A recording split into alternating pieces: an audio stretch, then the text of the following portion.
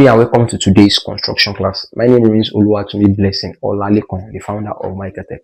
Okay, today we'll be solving this assembly drawing problem. We'll be producing in third angle projection a section on plane XX, a plan, and an end elevation in the direction of arrow A.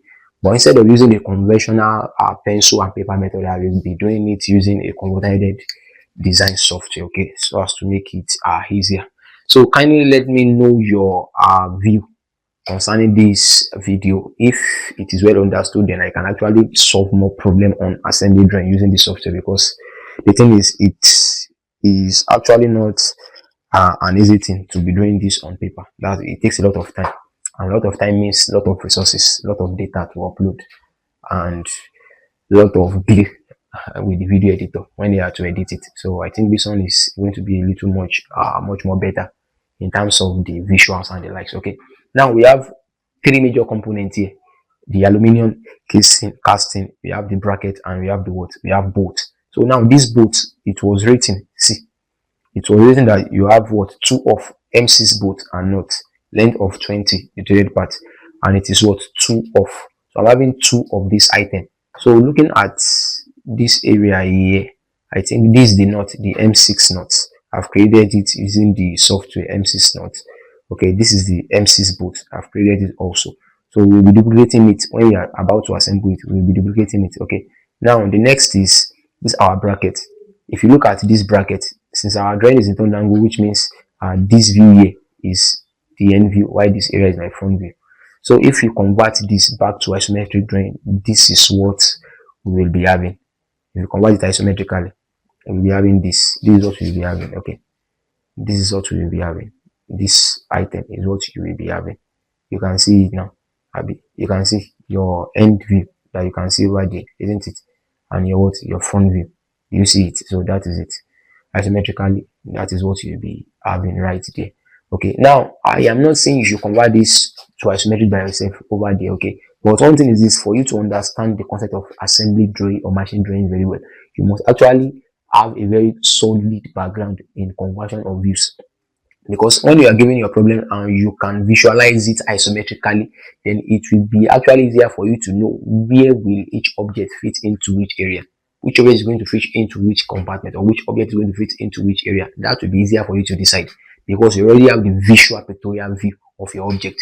But if you don't know how that object looks like pictorially, that is isometrically, then how would you even know what to assemble or what to draw in the first place? So that is why I do advise my students, understand how to convert from orthographic to isometric. If you know how to do that, it will be far easier for you. And because of that, we have a playlist. I have a playlist on orthographic projection, well structured playlist from the basic to complex. I have a structured playlist on conversion from orthographic to isometric drawing. Then I also have another playlist on sectional views. So go to our YouTube channel, view our channel, go to the playlist of course. You will see this playlist there, and ensure you understand those 3 concepts.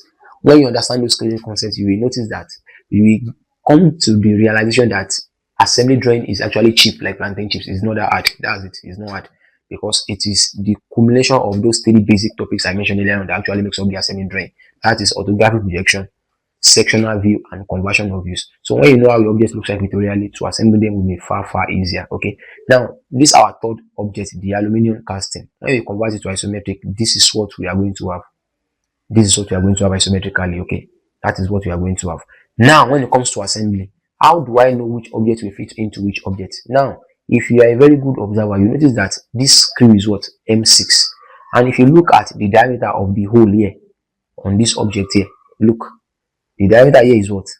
The diameter here is what? Is diameter 6, which means this M6 is entering here. And how many diameters this hole do we have? We have 1, and we have what? 2. You can see this place is M10, so these bolts can't enter this place. This one is metric of 10, while this one is metric of 6. So this metric of 6 will enter here 1 and what? 2. That is why they wrote what? 2 off. So I'm having 2 pieces of this bolt and 2 pieces of this nut. So one will enter the bottom, one will enter the top. Okay, if that has been settled, what else do we observe here? You observe that on our area here, look, this hidden view you are seeing here, this place and this place, they are holes.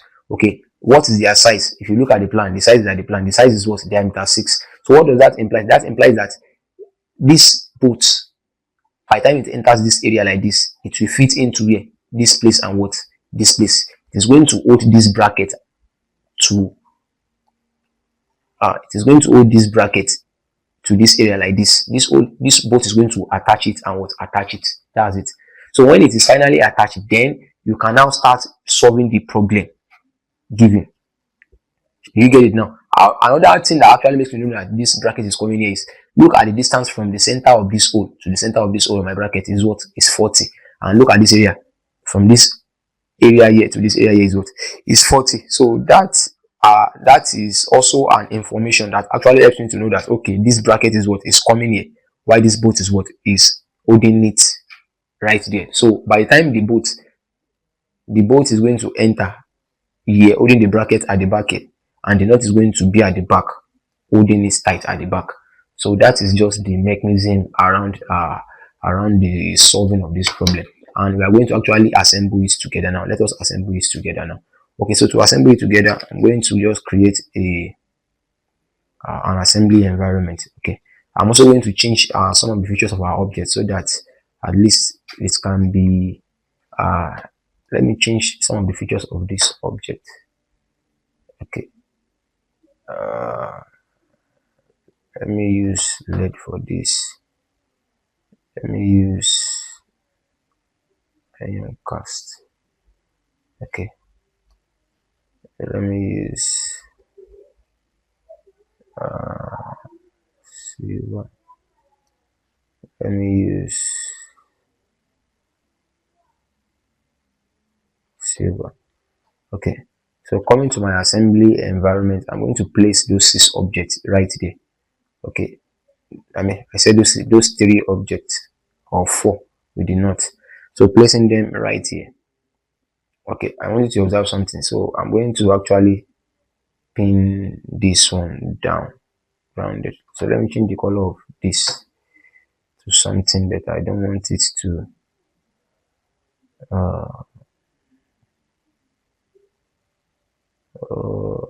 okay.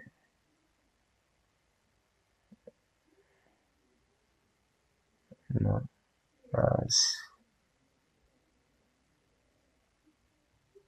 let me just make it something like this. I want the color to be different. That's just it. Okay, so it's this way like this. I turn it this way. Okay, now this object right here like this. So I'm just going to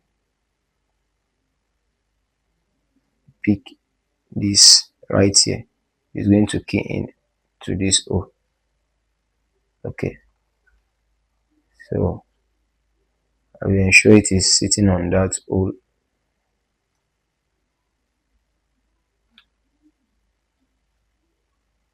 Okay, and now my bolt, you see, my bolt, remember, is going to come here. I'm going to apply it, and my knot is going to come here, and I'm applying my knot also. So my bolts and my nuts. So I'm having another one here. So I'm going to place, I've duplicated that bolt and nut. So the second one is going to come here like that, and the knot is also going to come here like that. So, and that is how this object is going to look like. You see that it is well understood now. That is our object like that. You see, so that is how our object is going to be sitting. So when we assemble it, this is what we will be having for our object after it has been assembled. That is what we will be having. Okay, now if we are going to be having it like this, the first question says, in third angle projection, a section on plane XX, a plan and elevation in the direction of arrow A. So I'm going to create a working environment for that to get that. Okay, I think I need to save this first of all. Yes, to all. Okay, So coming all the way here, I think the first thing is section on plane XX, a plan. Okay, I'm going to do my plan first. Okay, third angle, end view in the direction of arrow A. Okay, this is going to be here like this. Let me increase it 0.8, slightly bigger, or 0.7. I think this is better like this. Okay, so section XX that was asked for is going to be this. This is our section XX. Can you see that? Now in sectioning our fittings, which is both are not, they won't be sectioned. Your both are not won't be sectioned. Okay, so that is why I'm hiding their section line. So the developer of this software, that is just one thing they didn't get right. Okay, but that is how your section X is going to look like. Now they're asking for NV from this direction also. So if I'm going to get NV from that direction, then that should be I should be saying something like this. I think I'm going to, okay, I'm going to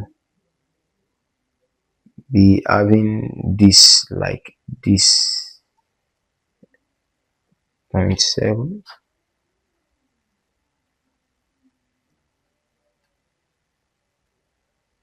Yeah, direction about the first angle, that should be this.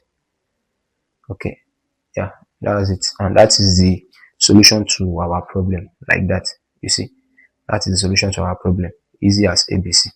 So they ask for section on plane XX, which means you cut from the plan. When you cut from the plan, you'll be seeing your sectional front, which is this section on plane XS. They ask for plan.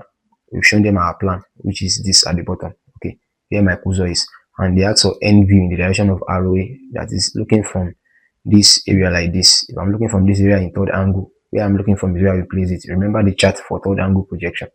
If you've forgotten, go and watch our videos on that. I don't need to be buttressing on that, and that is the projection of the object. So if you are drawing it from your just use the dimension in the problem to actually figure out how your object is actually going to look like. But this is the view you are going to have. Just use your dimension to fix it and ensure they are sitting appropriately. So if you want to draw this, you can actually pause the video or screenshot or something like that, so that you can draw it on your sheet of paper. Okay, so you can draw it on a sheet of paper. Once again, my name remains Oluwatomi Blessing Olalekon, the founder of MaekllTech. Please kindly drop a review if you actually understand this. I can actually do more video on assembly drawing using this method. Okay, it is going to be somewhat easier for me. Thank you.